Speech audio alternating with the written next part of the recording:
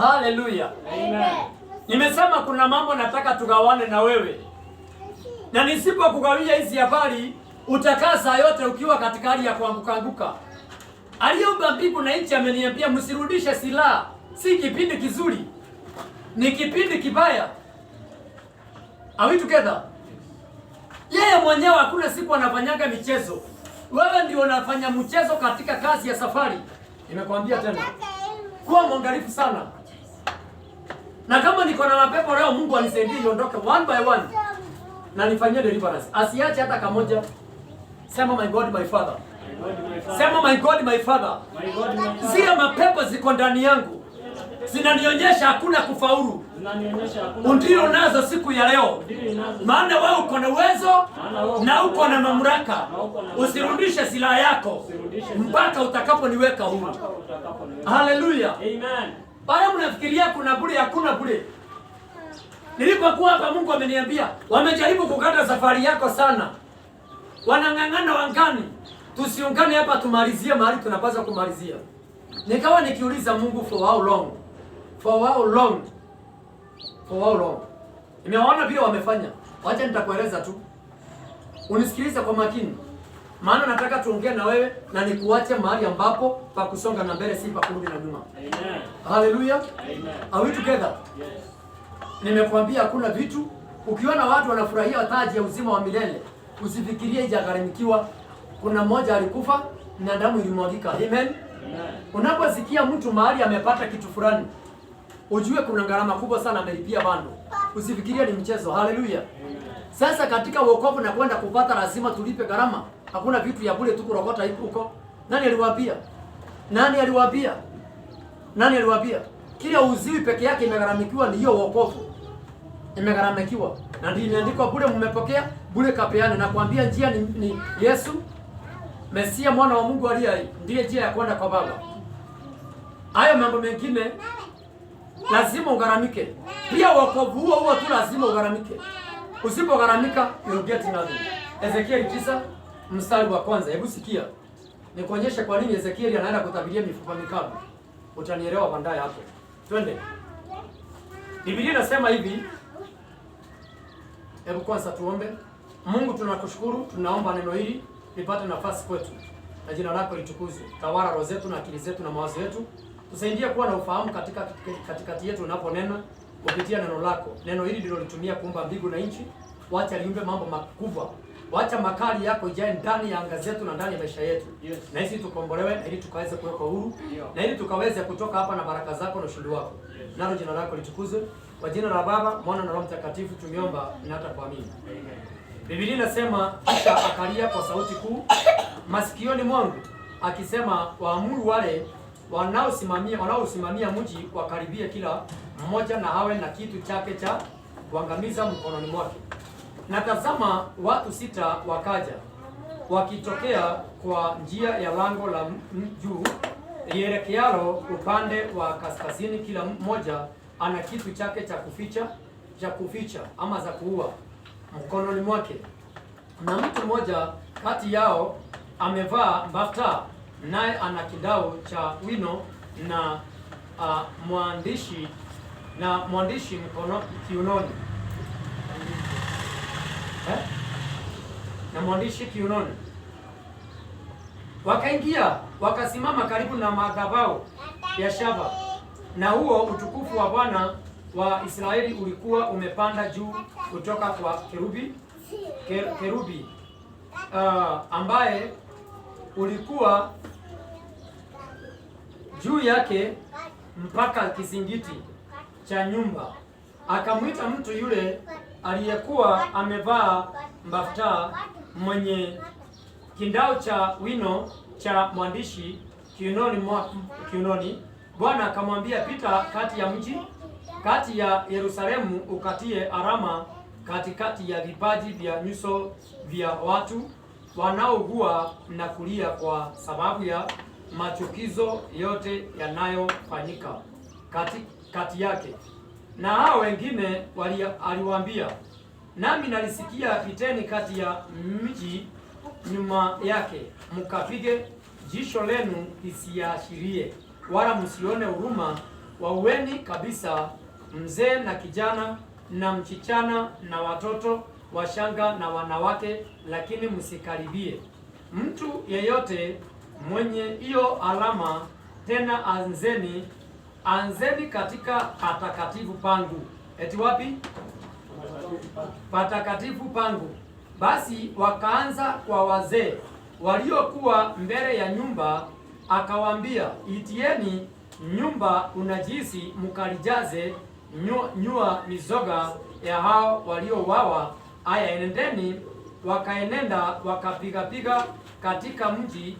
Tena ikawa walipokuwa wakipiga, nami nikiachwa nalianguka kifundifundi, nikalia nikasema, Bwana Mungu, utaangamiza mabaki yote ya Israeli wakati wa kumwaga ghadhabu yako juu ya Yerusalemu? Ndipo akaniambia, uovu wa nyumba ya Israeli na Yuda ni mwingi sana, nayo nchi imejaa damu, nao mji umejaa kupotosha hukumu. Maana usema, Bwana ameiacha nchi hii, naye Bwana aoni, nami jicho langu alitaachilia, wala sitaona huruma. Lakini nitaleta njia yao juu ya vichwa vyao. Na tazama, mtu yule aliyevaa bafta yenye kindau cha wino kiunoni akaleta habari akisema, nimefanya kama ulivyoniamuru. Haleluya. Nirudie basi tu. Na tazama, watu 6 wakaja wakitokea kwa njia ya lango la juu lielekealo upande wa kaskazini, kila mmoja ana kitu chake cha kuua mkononi mwake, na mtu mmoja kati yao amevaa bafta, naye ana kindau cha wino na maandishi kiunoni. Wakaingia wakasimama karibu na madhabahu ya shaba. Haleluya, haleluya.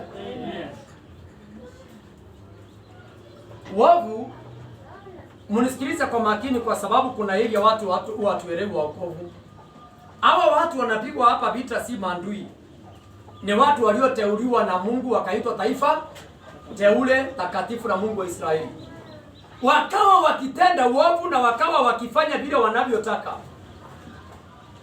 Watu wa Juda katika Yerusalemu, uovu ukaongezeka na ukasindi. Listen very careful. Matendo ya uovu ikasongezwa ikawa ndani ya madhabahu. Uruna wahega sikiana na dhini waki gogona, yani mazuri na mabaya ikipimwa, yote imetoshana, kila kitu kutokimashinda kingine. Uovu ni mwingi, mabaya ni mengi, na uzuri ni mwingi. Yani kwa njia nyingine, Bwana sifiwa, ni mingi, ni kwa sawasawa naenda mbinguni ni mingi, lakini utenda uovu ni mingi bando. Haleluya. Amen. Maovu ikaendelezwa, mabaya ikaendelea kukaa katika Juda, na matendo ya uovu ilipokuwa ikisindi, akamwinua mtumishi wake Ezekieli, akamwambia sasa simama katikati yao. Na akasikia sauti. Maandiko inasema ya kwamba akasimama pale, na aliposikiliza akawa na time ama nafasi ya kusikiliza kutoka mahali ujumbe unayotokelezea. Akaambiwa hivi, sikia kwa makini sana. Verse 1. Because I want you to get very clear.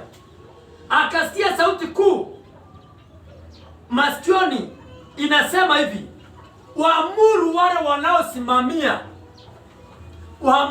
wanaosimamia mji. Hallelujah. Amen. Are we together? Kila mtu abebe chombo chake cha kufanya nini? Si za vita. Ulisikiliza kwa makini. Maandiko inasema hivi, kichombo chake cha kuua. Maandiko inasema chombo cha kuua. Hakuna kusamehe. Hakuna kusamehe. Who are these people? Vita ziko kati ya ndui ya Israeli ama ziko ndani ya Israeli? Ziko ndani ya nyumba ya Israeli, sababu watu waliopendwa na Mungu wametenda uovu na waogopi Mungu. Wanafunika maovu na waogopi Mungu. Listen to me. Wapendwa, niwaambie siri moja. Unisikilize. Akaambiwa kila mmoja atokezee. wale wanalinda mji. Kuna mtu amesimamishwa area ya Githurai ndiye mwangalishi. Kuna mtu amesimamishwa area ya Mwiki ndiye mwangalishi. Kuna mtu amesimamishwa Kasarani ndiye mwangalizi. Kuna mtu wako Moyoko ndiye anaangalia. Kuna mtu wako Kawaendeni ndiye anaangalia. Ni yani ni kasawasawa na vile sabu chifu na chifu, kila mtu ako na eneo lake. Lakini hakuna mmoja ana silaha ya kufanya kazi mahali pale. Are we together? Hakuna mmoja ana silaha. Basi nataka ukageukia mwenzako, muulize unafahamu silaha yako? Ama ulilaliza?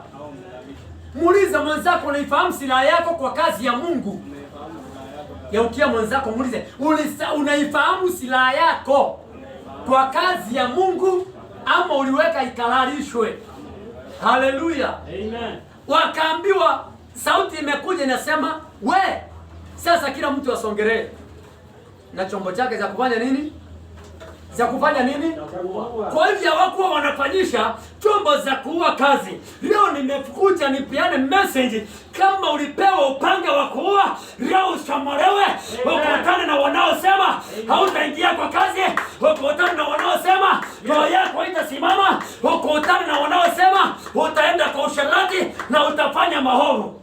Maandiko inaniambia ya kwamba wale watu waliokaa katika mji wa Juda walikuwa wamehangaika sana, walikuwa wamefinyirika, hakuna haki ingelitendeka, hakuna kweli ilikuwa inaendelea, kukawa na maovu inatendeka, kila kuchao maovu ikatendeka, kila kuchao mbaya ukatendeka, hakuna hukumu ya haki iliendelea. Neno la Baba linasema ya kwamba basi waliokuwa mahali pale wote wameugua sababu ya kukosa hukumu ya kweli. Amen. Amen. Are we together? Yes. Tuko pamoja jameni? Kwa sababu ya kukosa hukumu inayofanyika ya ukweli. Neno la Baba linasema wakatokezea watu sita. Wakatokezea watu sita. Na kila mmoja amebeba nini? Amebeba silaha ya amebeba nini? Na kwani tunasoma na nyinyi ama ni nini? Bado uko na uoga ya kukila ninasema ama ni nini kinashinda na wewe? Nauliza, kila mmoja alibeba nini? Chombo chake cha kuua au silaha au tuita bunduki au upaga. Are we together? Yes. Kila mmoja alibeba silaha yake ya kwenda kuua. Maandiko inasema hivi, mnisikiliza kwa makini, maana this time round hakuna kurudi na nyuma. Wa kuenda endange, sisi tunasonga na mbele. Ndio. Maandiko inaniambia hivi, by the way unisikilize kwa makini. Kwa makini sana.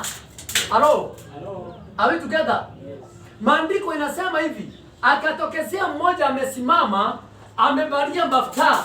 Bafta ni vazi linakaa kama a fine linen. Are we together? Yes.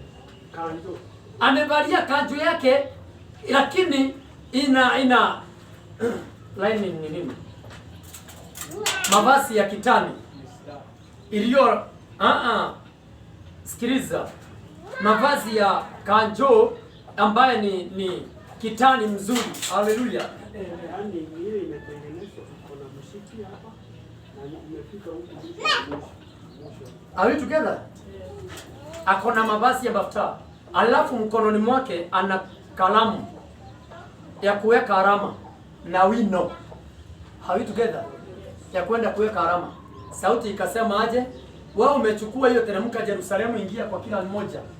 Kuna wale ambaye aliamrishwa ende ukiweka, akaambiwa yeyote anayeugua, yeyote uliza mwenzako unaugua wapi? Uliza mwenzako unaugua wapi? Unajua wacha kujifanya uko Herod na already ulipigwa unaugua. Vidonda vimejaa kwa moyo, vidonda vimejaa kwa mwili, na hata kwa akili. Leo upatane na alama, maana kuna maangamizi yanateremshwa. Leo upatane na alama ya Baba. Hakisha kuwekea alama. Ghadhabu yake inapoteremka, maana hakuna kuhani wala nabii atakaye simama kuzuia kutimilishwa hiyo. Amen. Kama unasikia vile ninasema. Ndio maana nimekwambia mapema nifungulie Samueli, nitakueleza vile kunaenda. Wakati upanga wa Mungu umeteremka, haijuagi kurudi kama jamaa wa damu. Hamjaijua hivyo? Hamjawahi jua hivyo? Upanga wa Mungu ukitoka, haurudishangwi kama hujafanya kazi. Unakaa kama mishale ya wale wawindaji. Wakati nilipokuwa mwindaji, tungeenda kuwinda tukose mnyama, turudi na mishale bila kumwagiwa damu ya chochote kile. Lazima tungetafuta chochote kile kwa hiyo msitu. chochote, hata kama hakitakuliwa tupita nacho, lakini mishale isirudi bila damu. Mishale ingerudi. Tunapoenda kuwinda, kama hakuna swara, chochote kitapatikana kinamwaga damu, kitapatana na sisi. Maana mshale upasi kurudishwa kwa diaka kama ujagusa damu kidogo. Are we together? Na wale ambao umetumia mshale moja ikaua ile swara, hii mishale ingine kila mtu alikuwa anakuja anahakikisha yake imegusa damu, sababu ina maagano ya kwenda kufanya nini? Kuua. Bwana sifiwe. Amen. Are we together? Maagano ya kwenda kuangamiza kule. Listen very careful. Mnielewe kile nasungumza na wewe. Manake wengi wenu mnaenda kuanguka hapo mbele na vitu zile zinawaanguza ni kitu kadogo sana. Usikubali. Ambia mwenzako usikubali. Usikubali. Maandiko inasema hivi, akaja akaenda akiweka wino ama alama kwa kila mmoja aliyeugua. Akaambiwa wale watu wote wameugua katika huo mji sababu ya kukosa haki, niwekee alama wote. Kutoka hapo mwanze nini? Mwanze kazi. Come on. Haleluya. Anaambiwa ukimaliza kuweka alama, kutoka hapo mwanze kazi. Na mtakapoanzia, Ezekieli bado wako kwa maono, anaona kinachofanyika na anaona kinachoendelea. Nimekuja niongee na moyo wako, nikusukumisha na maisha yako, nikutangazia kwamba kutoka leo, toka katika maono ya kuona ukirudi nyuma, uone ukienda mahali Baba amekuita, uone Baba akirekebisha kazi yake. Na hata ikaombewa na nani, hakuna atakayezuia Mungu asitimishe. Amen. Ndio sikudanganye. Eti watafanya maombi. We, maombi gani? Listen, come. Akasimama malaika ule kerubi kwa madhabahu ya shaba. Wakafanya kazi, waliambiwa wapiga nani? Sema panya. Panya, sio panya. Maana uelewi. Waliambiwa wapige nini? Waanzie kwa madhabahu matakatifu kwa Mungu. Sijui kama mnanielewa. Unisikilize. Waanzie kwa kuhani. Imefika kipindi ambacho kile ambacho hukumu inaanzia kwangu mahali nimesimama hapa, niangamizo nikiwa wa kwanza, niwe fundisho kwa wengine. Alo? Utasuia hukumu ya Baba, na ndivyo kulivyo. Dunia imejaa uovu, utakatifu umekoza. Nimekuambia madhabahu imenajiziwa, uchafu umejazwa. Kama ujui imeandikwa wapi, it is in the Bible. Na ujumbe nimepewa nikuletee.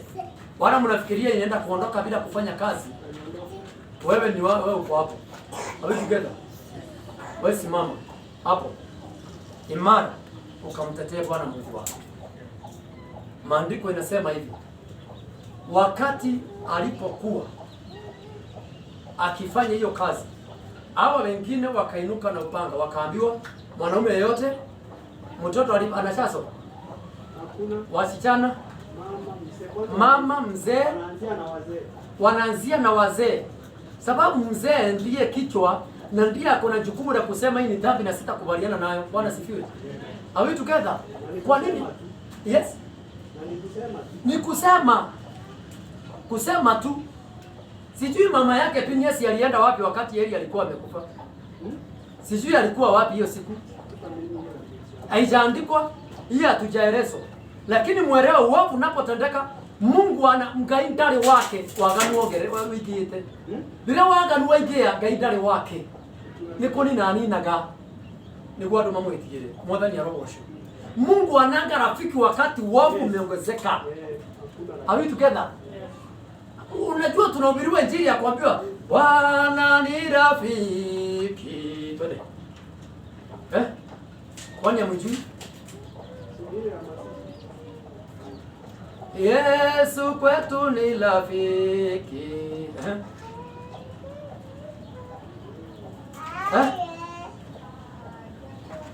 Haja zote ajua, atakutenda dhambi zetu. Hakuna damu ingine. Ukae ukirudia hapo pia. Si kusemanga sababu ulisamehewa uendelee kutenda dhambi. Amen. Hii hata ukaimba kama unaendelea kutenda dhambi, hakuna damu ingine itakayemwagwa sababu ya kukomboa maisha yetu. Amen. Hallelujah. Are we together? Ile tu ilimwagwa peke yake. Now, unisikilize. Mimi nikikupata kwa njia yangu this time round nitapita na wewe. Sababu mimi sitakubali Maana kaburini kila mtu anakunjwa na karatasi yake na anawekwa kwa kagunia yake na anateremshwa kwa shimo peke yake. Peke yake. Napenda mwimbaji aliyeimba. Kaburini nilalapo mimi, sina tarafiki, sina baba wala mama pale, ila wewe Mwokozi, ndiyo maana nakuita Baba. Uwe karibu nami, nitangaze neno lako Baba, nikuone Mwokozi. Haleluya. Amen. Are we together? Tuko pamoja jameni? Hii ikae ndani yako. Wakaambiwa mkienda msichache hata moja. Wazee, wamama, watoto, wasichana, vijana, mtu umebaki na mtu. Ikawa ni huzuni. Ni message ya huzuni ndani ya Ezekiel. Are we together? Ezekiel amepewa message lakini bado Ezekiel anahuzunika. By the way, si jambo la kufurahisha. Sisi kama unaweza ukaelewa wale hawajui uchungu wa kifo ndio unaona waua wakicheza mbele ya Mungu. Mungu anauanga na apeleka kotini. Hawa watu wote ukufa ni yao ruhusu kifo iwaangamize. Sababu ya uovu. Maana msara wa dhambi ni mauti. Na hakuna bila Mungu ataendelea kukaa katika hali ya kupakwa matope. Mungu hatapakwa matope. Ni mtakatifu.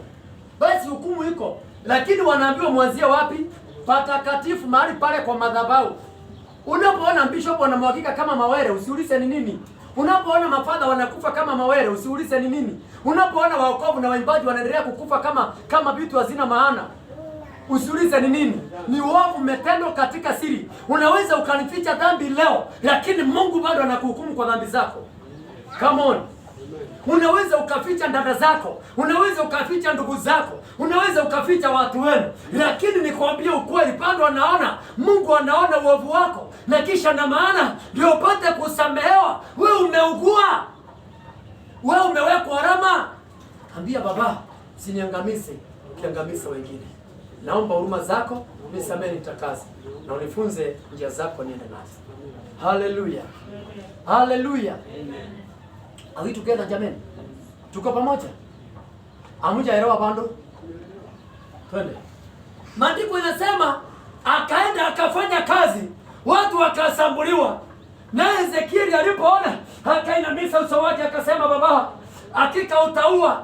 Unajua kuna mambo Mungu anapokuletea inakuwa na tisho kubwa sana. Tuna manabii wanaona magari peke yake. Tuna manabii wanaona kwenda ngambo peke yake. Tuna manabii wanaona mabroti peke yake. Tuna manabii wanaona kuinuliwa na kubarikiwa peke yake. Lakini hawaoni ghadhabu ya Mungu inayoteremka kila kuchao. Hawaoni ghadhabu ya Mungu iliyoanzia katika madhabahu. Mabishop wanamwagika kama vitu hazina maana. Nisikilize kwa makini sana, kwa sababu waimbaji wanaenda wakimwagika kwa barabara. Kila mmoja sasa hivi yako kwa hatari. Ni nini itakayetusaidia? Je, katika kugua kwako kuna alama ama wewe ni wa kuangamia? Baba, uniweke alama ya damu ya mwana kondoo leo, rangi ya mbinguni. Wakati Mungu alipokuwa akiua Misri, kunawekwa alama kwa kila mmoja aliyekuwa wa kuishi. Haleluya.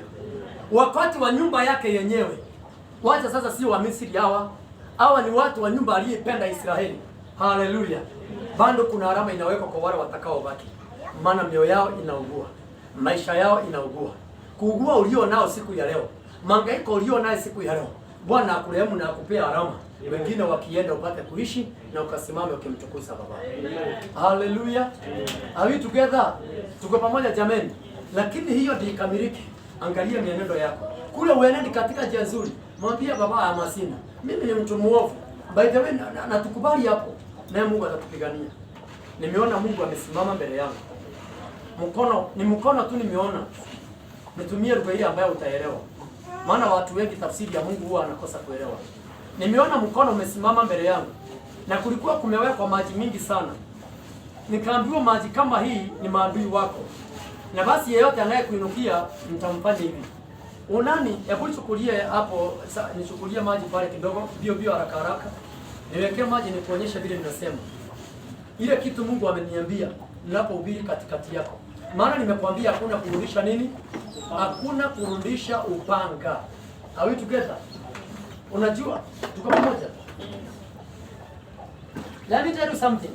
because this is a very important matter. Nataka tu nikuonyeshe tu, imejaa hapo. Ni kitu imesimamishwa mbele zangu. Nikaona mkono umesimama mbele yangu. Na huo mkono umesimama, look at this. Ukainuka mara moja hivi, ukagonga na kindole hivi. Ikaanguka hivyo maji hiyo. Nikaambiwa hivyo ndivyo adui zako wanafanyika sasa hivi. Amen. Nikaangalia, nikauliza aje. Nikaambiwa hivyo tone moja imeanguka kule, niwezi karudia hii tena.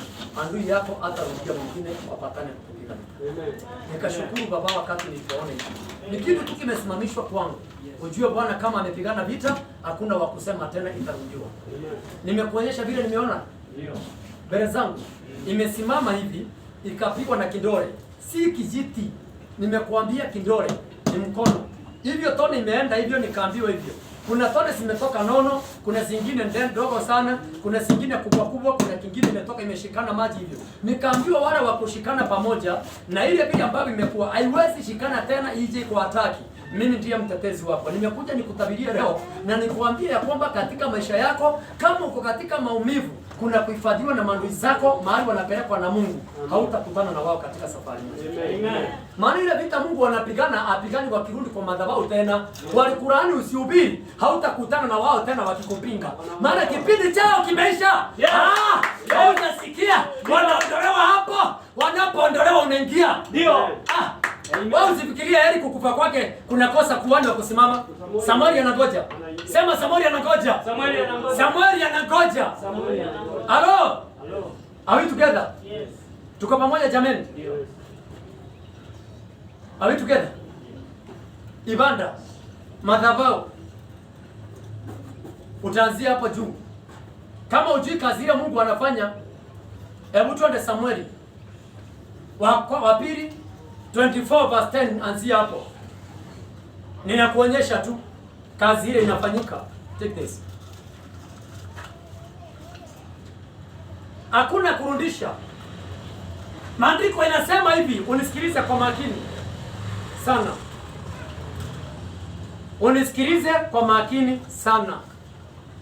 Ni ombi langu tu kama mtumishi wa Mungu unielewe. Sikia, kabla hujafungua hapo, wewe unaenda ukifungua. Wakati Hezekia alikuwa anafanya hivyo, anaomba, Mungu akamwambia wametenda maovu mingi sana na maovu yao yameniguza sasa. Usifikiria Mungu hawaoni. Wewe ulikuwa unatoa sadaka kwa madhabahu na uovu umetendwa, kuliko upokee baraka kutoka kila siku unakaa kama mtu aliyelaaniwa. Laana zako leo zinafika mwisho. Amen. Bwana Mungu atukumbuke na atupie alama hiyo alipia Juda. Hii alipeana. Huyu aliteremka na mafuta na wino akaenda akiweka alama. Baba utukumbuke. Tuwekee alama siku hii ya leo. Na sisi tuone kutetewa na wewe. Haleluya. Haleluya. Maandiko inasema nini? Akawa akiomba utangamiza mabaki wako wote, wapotee wote. Mungu alimjibu nini? Sikia. Mungu anamwambia, unisikilize kwa makini. Bwana ameiacha nchi hii nawe Bwana aoni. Nami jicho langu alitaachilia wala sitaona huruma, lakini nitaleta njia yao juu ya vichwa vyao. Na tazama, mtu yule aliyevaa mafuta mwenye kindau cha wino kiunoni akaleta habari akisema, nimefanya kama ulivyoniamuru. Mungu amesema hataona huruma. Wao unasema kuna huruma gani? Maandiko inasema ya kwamba hatafanya nini? Hataona huruma. Come on. Are we together? Eti Mungu amesema nini? Ezekieli alipouliza, itakuwaje na nini sasa, mbona unamaliza watu hawa?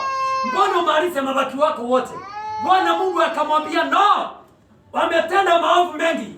Kipindi imefika sasa wote sitawaonea huruma. Sitawaonea huruma. Kama mjui huruma za Baba zimeondolewa katikati ya watu. Na shukuru Mungu kazi imeondolewa. Mtangamane mzuri. Korona ifagie tena. Ndio mtaweza kujua. Maana mlisema katika hali ya kuwekewa kafyu haikuwa na shinda. Listen to me very careful. Kama ilikuwa bakteria ya kupatana kwa watu wakiwa pamoja, sasa mmefunguliwa. Mwingie kisima kimoja. Kama mjui, mwenye kuua akuja haraka na chombo cha kuua. Akuja haraka na chombo cha kuua. Mliambiwa keep distance. Ile sikuamini sana ni kuvaa barakoa na kunawa mikono. Lakini keeping distance inaweza kuamini. Maana hata TB tuliambiwa tukae mbali na wenye TB. Maana ni bakteria za kuambukishana. Hata kwa maandiko kuna magonjwa na kuna najisi wa kuambukishwa kupitia kukaa karibu na mtu. It's okay, ni sawa. Lakini sasa hii sasa imefunguliwa. Unisikilize. Na izazi mtu mmoja hata mkubwa kwa mdogo. Maandiko yanasema hapa kwa madhabahu ndio tunaanza. Kwa hivyo silaha inapofunguliwa haianze kupiga mara nyingine kwanza. Inaanzia kwa madhabahu, alafu wale wanapigwa wakiwa wa kwanza wazee. Wazee ni kama mimi. Ni kama wewe kuhani, kama wewe nabii. Unayekaa karibu na madhabahu, chunga. Chunga. Chunga. Chunga. Kama ujui Mungu ni nani, hii kipindi nakwambia si kizuri. Na kama unafikiria ni kizuri, wewe fungua macho tu. Sasa ile itafunga hivi bila kuambia Mungu Baba nipokelee mbinguni ndio utajua. Na inanga chance nyingine. Bwana Yesu asifiwe. Atukuzwe Emmanuel. Amen. Are we together? Be very careful. Wachana na wale wakana kiburi ya kuongea na kunena. Pesa zitanunua njia ya kuingia pale. Tukae kwa utakatifu. Bwana Mungu akanionyesha. Nimekuambia nimeona wamepigwa wakatawanyika, nikaambiwa vile maji imeenda na imemwagika na ikakaukia hapo ndani. Hivyo ndivyo hawatapatana. Kama vile huwezi kurokota tone pale ilianguka kwa mchanga ukaikusanya na nyingine. Hivyo ndivyo amri zako wanafanyika. Amen. Hallelujah. Amen. Hallelujah. Amen. Kama makofi ni ya Baba yetu aliye mbinguni, apigiwe makofi mzuri. Vigelegele kwa Baba. Hallelujah. Yes. Nimesema makofi mazuri na vigelegele. Na vigelegele. Na vigelegele. Ya Baba. Mpatie makofi na vigelegele. Vigelegele. Makofi. Hallelujah. Amen. Next. Akaona malaika amekuja. Aliyevaa nini? Mafuta. Akamwambia kazi nimefanya nini? Kama ile ambaye kama vile nilikuwa nimeamrishwa, nimetimilisha. Kutoka leo ukiondoka hapa uende kazi ikiwa inakamilishwa hatua kwa hatua. Amen. Si kuachwa manusu manusu. Halo. Unajua kuna malaika hufanya kazi wasimalize. Lakini Mungu akishuka kama Mungu. Wacha nikuonyeshe maana unajua. Hebu tuende hapo Samueli. Samueli wa pili 24:10. Maandiko inasema nini? Hebu soma usikie hapo. Ndipo moyo wake Daudi ukamchoma baada ya kuwahesabu hao watu. Naye Daudi akamwambia Bwana, nimekosa sana kwa haya niliyoyafanya. Lakini sasa Bwana, nakusihi uondolee mbali uovu wa mtumishi wako, kwani nimefanya upumbavu kabisa.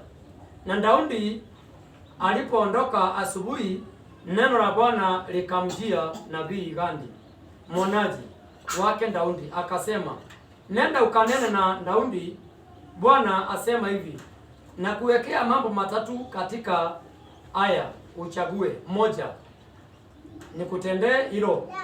Uchague moja nikutendee hilo. Basi Gadi akamwendea Daudi akamweleza. Akamwambia, basi miaka 7 ya njaa ikujia katika nchi yako au miezi 3 ukimbie mbele ya adui zako huku wakikufuatia, au siku 3 iwe tauni katika nchi yako. Fanya shauri sasa, ufikiri ni jawabu gani nimrudishie yeye aliyenituma. Naye Daudi akamwambia Gadi, nimeingia katika mashaka sana. Basi sasa na tuanguke katika mikono wa Bwana, kwa kuwa rehema zake ni nyingi, wala nisianguke katika mkono wa wanadamu. Basi Bwana akawaletea Israeli tauni tangu asubuhi hata wakati ulioamuliwa, na wakafa watu toka ndani mpaka Beersheba 70,000. Lakini huyo malaika aliponyosha mkono wake kuelekea Yerusalemu ili auharibu, Bwana akaghairi katika mabaya.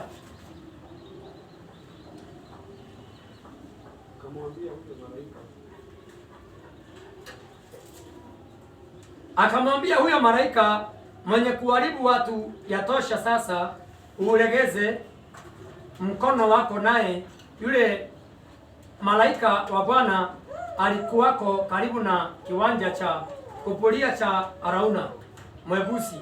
Daudi alipomwona malaika aliyewapiga watu, akanena na Bwana akasema, tazama, ni mimi niliyekosa, ni mimi niliyepotoka, lakini kondoo hawa wamefanya nini? Mkono wako na uwe juu yangu na juu ya nyumba ya baba yangu.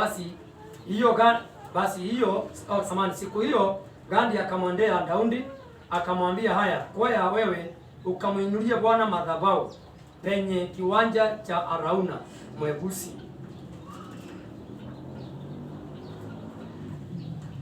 Kuna basi nataka turudie nyuma kidogo 13. Basi Gadi akamwendea Daudi akamweleza akamwambia, basi miaka 7 njaa ikujie katika nchi yako, au miezi 3 ukimbie mbele ya adui yako zako huku wakikufuatia, au siku 3 iwe tauni katika nchi yako. Nani amefanya dhambi hapa na nani anaenda kupigwa hapa katikati ya hawa watu? Naongea habari ya kanisa na naongea habari ya watu wa wokovu. Na ile dhiki tuko nayo na ile shinda tuko nayo ni baada ya kutenda dhambi, huwa hatukubali tumefanya dhambi, tukatubu na tufanye inayostahili mbele za Baba. Haleluya. Are we together? Na unisikilize kwa makini, maana nimekuambia upanga usirudishwe. Na upanga si ati kwamba unakwenda kupiga mali nyingine, utapiga kwa adui kule nje. Adui wa kazi ya Mungu ni nani? Unjue tumetoka kwa dunia, tumetoka katika mambo ya Misri. Mwambie Farao, nimeokoka, sitarudi tena Misri, naenda Kanani. Si ndio tunaimba? Sasa tumeokoka, tumekuja kwa wokovu. Silaha ile ambayo tunataka ikuwekwa ni ya kundilo na yule anacheza na kazi. Unajua kama Mungu hata pigana ndani yetu, Mungu wetu hataheshimika. Are we together? Yes. Are we together jamani? Unless kuwa na vita hizo. Wana wa Israeli wamefanya dhambi. Daudi, ukumbuke nikuambie siri moja. Kabla Daudi aongoza Israeli yote alikuwa anaongoza Juda. Maana wana wa Israeli katika Israeli walikuwa wanaongozwa na mfalme anaitwa nani? Saulo. Mpaka siku ile alikufa. Lakini kabila la Juda likawa linaongozwa na Daudi. Ile kipindi alikuwa anatoroka. Antilo ambao alikufa, alipokufa ndiye Abneri, mwana wa Neri. Alikuja kutafutana na Daudi wawe kitu kimoja wakati alikuja kuuliwa na Joab. Haleluya. Joab ndiye alikuwa mkuu wa majeshi ya Daudi. Amen. Are we together? Tunapatana jamani kama tuko pamoja. Unisikilize kwa makini. Wakati huu Daudi aliamka siku moja akaenda akahesabu watu. Alipoenda akahesabu watu, majeshi ya Mungu akakosea. Lakini maandiko inasema alikubali, maana moyo wake ulianza kumchoma. Kuna watu dhamira zao zilikufa, hata wawezi wakachomeka makosa wakitenda. Alo, hata mtu akitenda uovu, hata mtu akikutuzi, hata mtu akiongea vibaya, hata mtu wakati anapoambiwa chochote kibaya, yaani haimchomi. Daudi dhamira yake bado kufa, iko hai. Alipotenda dhambi akasikia kitu inamchoma ndani. Maandiko inasema akasema, nimefanya dhambi kweli mbele za Baba. Naye mwonaji wake ndo alikuwa anaitwa Gadi.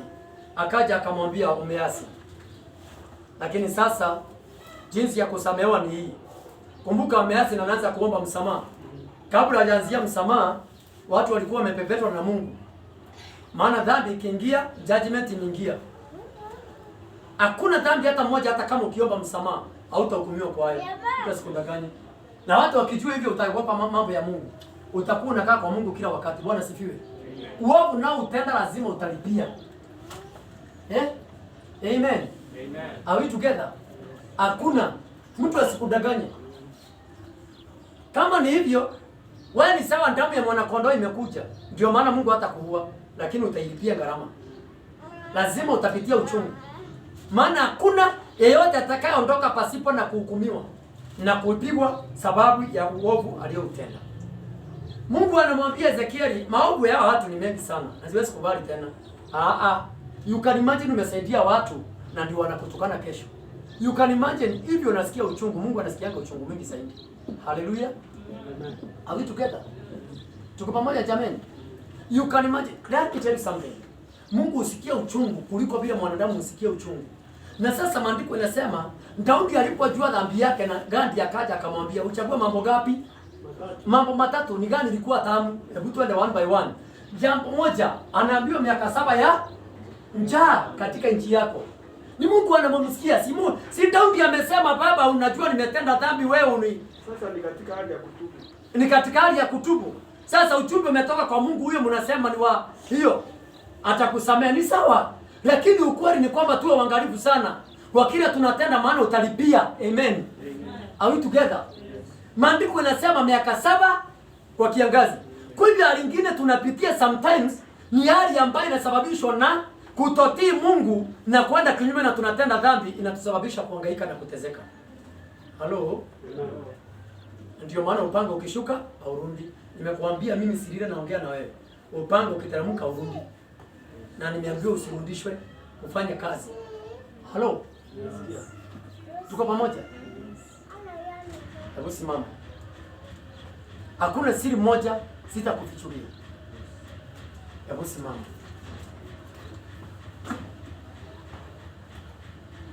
Uone huyu amesimama mbele ya ule. Sasa huyu ni yule aliyenisoea, huyu ni yule atanisoea. Nimeanzia hapa, simama. Na wewe hebu simama. Vitu zake akakunja kwa haraka, asimame asikize nini nasema. Ule mwingine ni wa kujikokota, maana tusashoyana. Kwa Mungu kuko hivyo. Na that's why unaona tupate msaada. Haleluya. Bwana Yesu asifiwe. Are we together?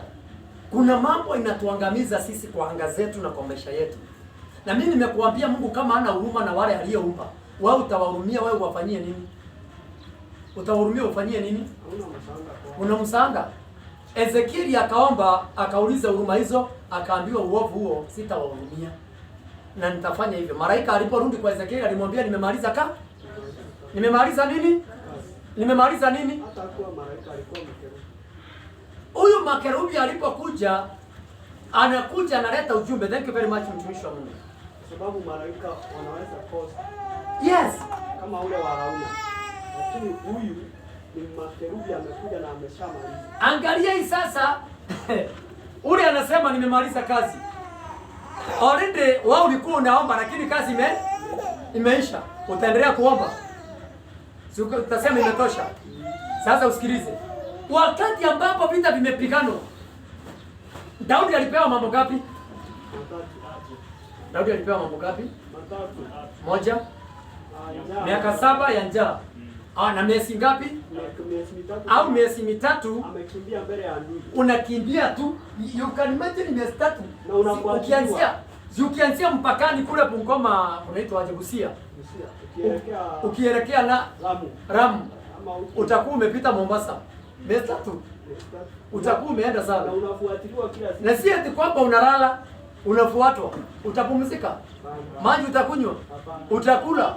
My friend, kama ni kuanguka utaanguka ukiwa umekonda kwa barabara. Amen. Are we together? Simama tu hapo. Simama vizuri hapo. Hello. Are you getting what I'm saying? Ni gani nzuri hapo sasa? Ya mwisho ni gani? Tauni ya siku ngapi? Siku 3. Ni gani tamu sana? Tauni kwanza ni tauni ni mapigo ya kumaliza mara moja. Kama ile ya Farao. Sasa nafikiri kama kizazi hiki kingeulizwa kingesema wacha nikimbie mbele ya ndugu zangu ama kuwe na njaa miaka 7. Unajua mimi nilikuwa siku moja napenda sana discipline ya kumaliziwa hapo hapo. Umalizane hapo hapo uendelee na kesho. Shule mimi ukinikosea na ya shule hata mwalimu akisema tuna discipliniwa, nilikuwa napenda hiyo tumeshapa hapo hapo.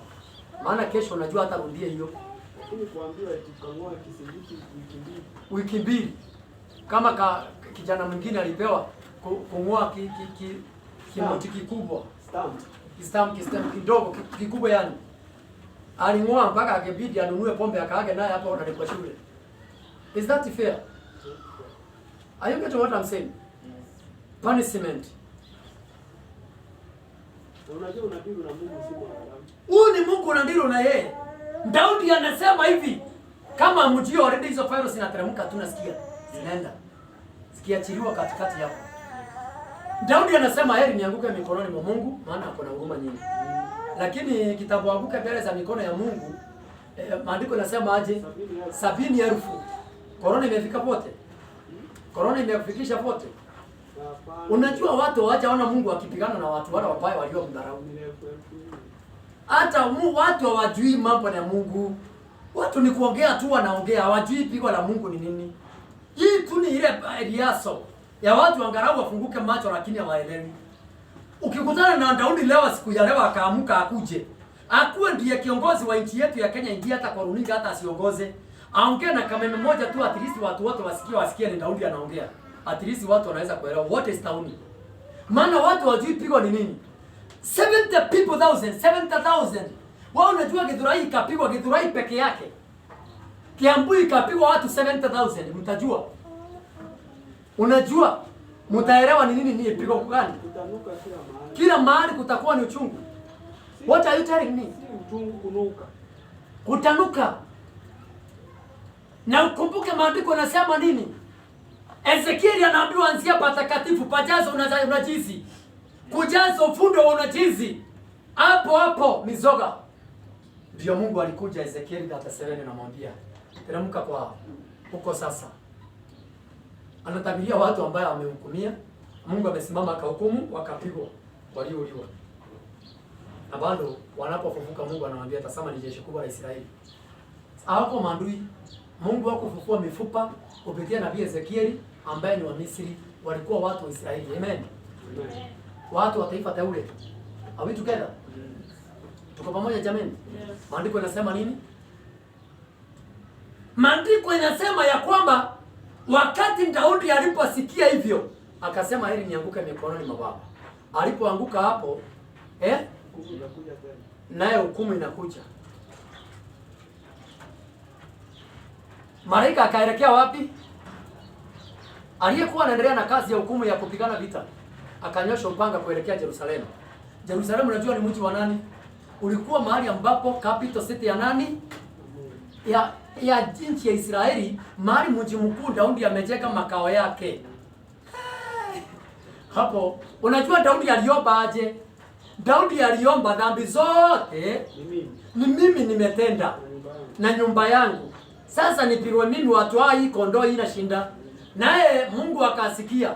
Malaika akachukua message. Upanga ukaelekezwa wapi? Katika mji kwa Daudi. Unaenda katika mji wa Yerusalemu. Yaani kwa makao, karibu na makao, kwa makao ya Daudi. Huko anakokaa kwa huo mji. Ndio mambo inaenda sasa kufanyika. Mungu akatazama, akamwambia malaika rudisha upanga. Unless Mungu amulishe tu, kuna hatari na tunaweza angamia. Hallelujah. Are we together? Tuko pamoja jamani? Tuko pamoja? Ndio. Ni jana hata nilikuwa naambia mke wangu. Namwambia maindia unajua nakupenda. Nimeona ukiwa na mapigo kutoka hapa mpaka huko juu. Umepigwa na kitu inaitwa upele. Ukicheza na Mungu. Ndivyo tu niliambiwa. Na nikamwambia, "Hey, maindia, kuna pigo usicheze." Usicheze karibu na Mungu. Yaani ucheze na vitu zingine na watu wote duniani, lakini mambo ikifika na Mungu, ukufe ukitetea nani? Ukikaa upande wa Mungu. Bwana sifiwe sana. Ainuliwe Mesia. Kama ujui nimekuambia nimeona mapigo na inapigano na iko. Sikia. Hawa Agadi aliponena, Daudi akajua malaika amesuiliwa sasa upanga. Maandiko inaniambia Wakati huo huo, halo, are we together? Akaondoka akaenda kwa Rauna, aende akatafuta kiwanja za kununua atengeneze madhabahu. Kama mjui vita zingine zinapiganwa, zimefanywa ibada. Kuna watu wanahangaisha wengine katika hali ya kufanya ibada, na ndiposa uweze kubarika kwa Mungu. Hakuna ibada ya vita zile Mungu ameachilia zitaswiriwa pasipo kufanya ibada. Na ninaomba hivi, kama Mungu atakujalia, Wednesday hii tukuje na ibada, kila mmoja wetu tujisipeleke mbele za Mungu. Ama hii wiki tujiandae tu tukafanya ibada mbele za Mungu. Ukiona ina maana, it's up to you. Daudi ameenda akasema na ni Mungu amemwambia, nimekuamurisha sasa enda ufanye hiyo. Akachukua aende akainulia Bwana Mungu madhabahu. Uinulie Mungu Bwana Mungu wa Israeli madhabahu. Angalau ile tauni unaona kwa nyumba yako, ile pigo unaona kwenu, Mungu akaliondolee mbali. Haleluya. Maana kitambo ifanyike hivyo, kuna mahali mumepitana, ndio akapata nafasi au Mungu mwenyewe akaruhusu. Sasa hakuna kurudisha upanga. Are we together? Hakuna kurudisha upanga. Sababu gani? Unisikilize kwa makini sana. Upanga unasongezwa Yerusalemu, na Daudi etisamasti until afanye ibada. Wale waliopigana na kazi ile Mungu aliweka ndani yako wakaanza kujaribu. Mpaka wafanye ibada itakayokubalika kwa Mungu. Bwana atawaweka chini ya mchanga. Amen. Are you getting what I'm saying? Ujaelewa vile nasema? Umesikia? Hallelujah. Are we together? Yes. You can take your seat. You can take your seat. Please. Kuna hatari.